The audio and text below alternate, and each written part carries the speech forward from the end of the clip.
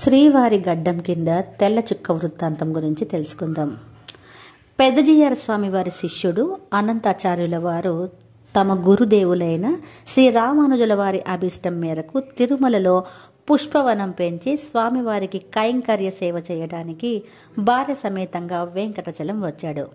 శ్రీవారి కోసం పుష్పోద్యానం పెంచడానికి నిశ్చయించి ఆ పూల తోటకి అవసరమైన నీటి వసతి కోసం ఒక పెద్ద చెరువును తవ్వటానికి నిశ్చయించుకున్నాడు. భగవత్ కైంకర్యం కోసం చేసే ఈ చెరువు నిర్మాణంలో ఇతరుల సహాయ సహకారాలను కోరకూడదని నిశ్చయించుకొని గర్భవతి అయిన భార్యతో కలిసి శ్రీవారి ఆలయానికి దక్షిణ దిశలో చెరువు తవ్వకం ప్రారంభించాడు అనంతాచార్యులు. ప్రతిరోజు ఉదయం స్వామివారి అలంకారం కోసం పూలమాలలు కట్టి ఆలయంలో సమర్పించి శ్రీవారి దర్శనం చేసుకొని తీర్థప్రసాదాలు స్వీకరించిన తర్వాత భార్యాభర్తలిద్దరూ నిష్ఠతో చెరువు తవ్వకం పని ప్రారంభించేవారు. అనంతాచార్యులు గడ్డ పలుగుతో మట్టి తవ్వి గంపలకెత్తిస్తే ఆయన అర్ధాంగి మట్టి గంప నెత్తిన మోస్తూ దూరంగా ఆ మట్టిని పారబోస్తుండేది. ఇలా భార్యాభర్తలు మాత్రమే పట్టుదలతో దీక్షతో తన కైంకర్యం కోసం చెరువు తవ్వడం చూసి సంతసించిన శ్రీవారు వారికి తన మహత్తును చూపించదలిచాడు. స్వామివారు 12 ఏళ్ల బాలుడి రూపం ధరించి అనంతాచార్యుల వారి వద్దకు వచ్చి, అయ్యా, మీరు చేస్తున్న భగవత్ కార్యంలో పాలు పంచుకోవాలనిపించింది. మీరు కాసేపు విశ్రాంతి తీసుకోండి, మీ బదులు నేను పని చేస్తానన్నాడు. ఆ బాలుడి అందచందాలకు స్ఫురద్రూపానికి ఆనందపడిపోయిన అనంతాచార్యులు, నాయన, ముక్కుపచ్చలారని ముద్దుల బాలగోవిందుడిలా ఉన్నావు, నీతో పని చేయించుకోను, అదీకాక మేము చేస్తున్న ఈ దైవ కార్యంలో ఇతరులు పాలు పంచుకోవడం మాకు ఇష్టం లేదు అన్నాడు. కనుక మా పనికి ఆటంకం కలిగించకుండా వెళ్ళిపోనన్నాడు. అనంతాచార్యుల దృఢ సంకల్పానికి సంతసించిన శ్రీవారు వాళ్ళకి ఏ కాస్తంత సహాయమైనా చేస్తే బాగుండు అని అనిపించి దూరంగా గంపలోని మట్టిని కిందకి కుమ్మరిస్తున్న ఆయన భార్య దగ్గరికి పరిగెత్తాడు. ఆమె ఖాళీ గంపతో తవ్వకం పని జరిగే చోటుకి వెళ్ళి అక్కడ మట్టి నింపిన గంపని నెత్తిన పెట్టుకుని వస్తుంటే ఆమెకు ఎదురుగా వెళ్ళి, అమ్మ, నిండు గర్భవతివి, నువ్వు ఇలా బరువులు మోస్తావేమిటి? ఆ గంప నాకివ్వు, నేను మట్టిని దూరంగా పోసి వస్తా అని చెబుతూ తనే చొరవగా మట్టి గంపని నెత్తిన పెట్టుకుని దూరంగా పరిగెత్తాడు. గర్భవతి అయిన ఆమె ఆ పిల్లవాడి చొరవకి అడ్డు చెప్పలేక ఆమె ఖాళీ గంపతో భర్త దగ్గరికి వెళ్ళి మట్టి నింపుకు వస్తే గోవిందుడు మార్గమధ్యంలోనే ఆమెకు ఎదురు వెళ్ళి ఆ గంపను అందుకొని మట్టిని దూరంగా పోసి వస్తుండేవాడు.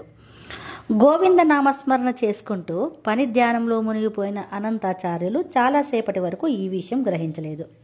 అయితే గర్భవతి అయిన ఇల్లాలు అలసటతో ఆలస్యం చేయటానికి బదులుగా త్వరగా ఖాళీ గంపతో మట్టి కోసం రావడం గ్రహించి సందేహించి తలెత్తి చూస్తే అప్పుడు బయటపడింది గోవిందుడి నాటకం. ఆయన భార్య భయపడుతూ అసలు విషయం చెప్పింది.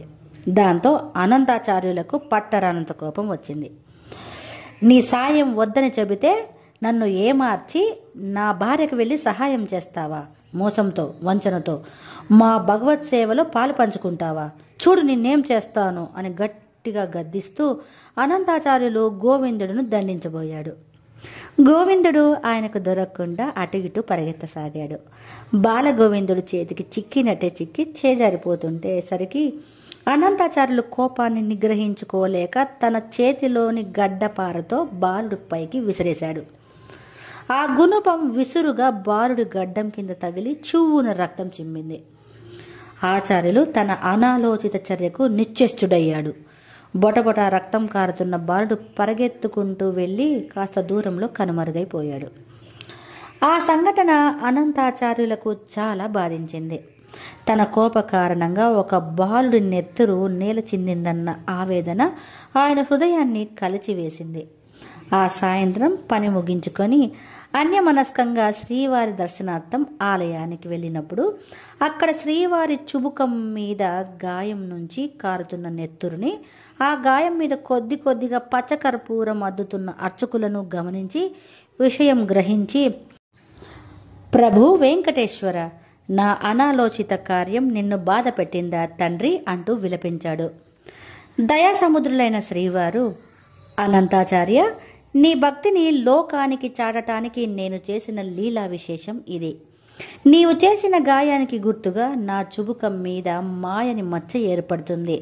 ఆ మచ్చపై నిత్యం పచ్చకర్పూరపు చుక్కను అలంకారం చేయించుకుంటూ నన్ను దర్శించే భక్తులందరి చేత నిన్ను స్మరింపచేస్తాను, పరమానందాన్ని కలిగిస్తాను అంటూ తన వాణిని వినిపించారు శ్రీవారు. ఆనాటి నుంచి శ్రీవారి చుబుకం పైన పచ్చకర్పూరం అద్దుతున్నారు. ఓం నమో వెంకటేశాయ.